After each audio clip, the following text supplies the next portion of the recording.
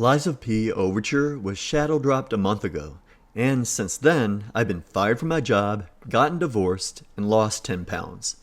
Not really, but it did sink its teeth into me. Again.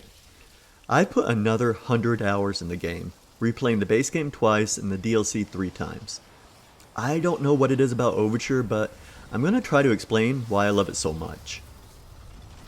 I was really happy when Overture shadow dropped on the same day it was announced at Summer Game Fest on June 6, 2025. What a delightful surprise! But my only save file was on New Game 4 Plus, and I heard that the DLC was very much at endgame difficulty. I heard correctly. Boy was it difficult on Legendary Stalker mode, which is the hardest difficulty and what the base game was played at. I bumped it down to Butterfly's Guidance, and it still wasn't easy. I managed to get through the DLC, but I wanted to accomplish finishing the expansion on the hardest setting. So I played the base game on Legendary Stalker mode and went into the DLC. New Game DLC in Legendary Stalker mode is way easier than New Game 4 Plus on Butterfly Guidance mode. Or so it seemed. I was also completely refamiliarized with the game's mechanics, so that could be another reason why it didn't feel so punishingly difficult. Now that I've opened up a can of worms, let's talk about the addition of difficulty settings. Me, I'm all for them. If it gets more people enjoying the story, atmosphere, combat, or whatever, I say good. I want more people to play the game. I've seen high quality lore videos that I love, and at least one of them I know would not have been made because I know the creator doesn't like hard games. Not everyone wants to feel pain in their games. Folks enjoying the game on easy mode doesn't take away from anyone's accomplishments in Legendary Stalker mode. Yeah, I hear ya. You can get all the trophies on easy mode, but hear me out. No matter the difficulty, you need to complete the base game 3 times if you don't back up your save, and about 1.5 of the DLC, and you have to make the correct choices in order to get some of the endgame achievements. That's still a lot of work, no matter the combat difficulty. Less controversial are the quality of life changes. A good example is, if you want to level up but you need more ergo, the game's currency, you don't have to go out of the level up menu to cash in ergo items. You simply use R3 and all your ergo items will show, and you can just cash them in there. There's also a boss rematch mode where you can either play a gauntlet of bosses in succession with limited resources or a 1v1 match. Both options have various difficulties you can apply, and you can even encounter some new movesets. Now, I want to talk about the narrative because I'm a Soulsborne player who doesn't pay a ton of attention to it.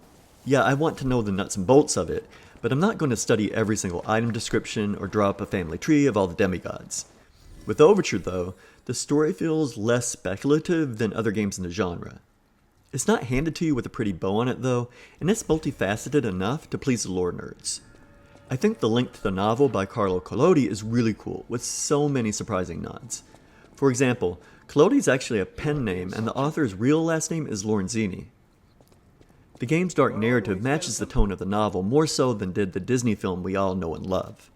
I mean, check out what Pinocchio does to the talking cricket. Overture starts after you activate what previously appeared to be a non-functional stargazer. You need to make it to chapter 9 of the base game on New Game to be able to activate it, but it is available sooner in subsequent playthroughs.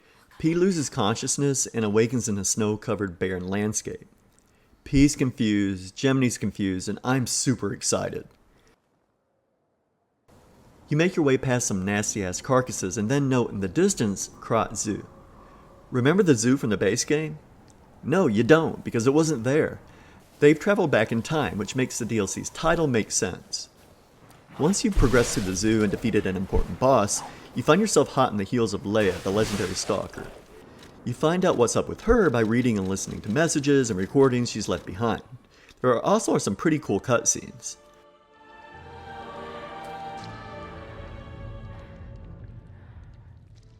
Because this is a prequel, it's given the devs fodder for limitless storytelling, not being too hindered by the lore of the base game.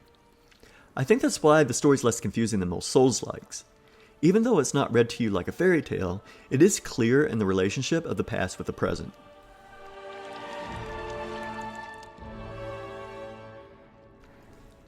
Gameplay and mechanics are pretty much the same as in the base game, so I won't go into too much detail here. There are 10 new weapons, ranging in quality from to oh yeah. Not to get too spoilery, but there is a ranged weapon with unlimited ammo, kind of, and really cool fable arts, although overall it's pretty weak. The 2 Legion arms you can use are fantastic, and are worth leveling up and experimenting with. Liza P has been praised for its music and sound design, and it's no different in the DLC.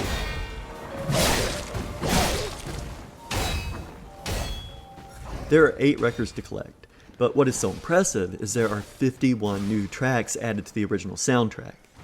What impressed me the most about the music in both the base game and the DLC is the music just makes sense. It merges perfectly with the world around you. The composer behind all this is Yukun Yu, a classically trained multi-instrumentalist from Korea who studied film scoring in the US. There's an interview with him on Medium and it's worth checking out, so I'll link it in the description. If you dig the art style of the base game, then I think you'll be pleased with Overtures. The only bit of criticism I'll give is that it is very Soulsy, and if you're a fan of these types of games, you know exactly what I mean. There is a bit of originality though, especially in the Arctic-like areas and in an abandoned ship area that is surprisingly lengthy. The art direction is complemented by really smart level design and enemy placement, and you are generally well rewarded by exploring every nook and cranny.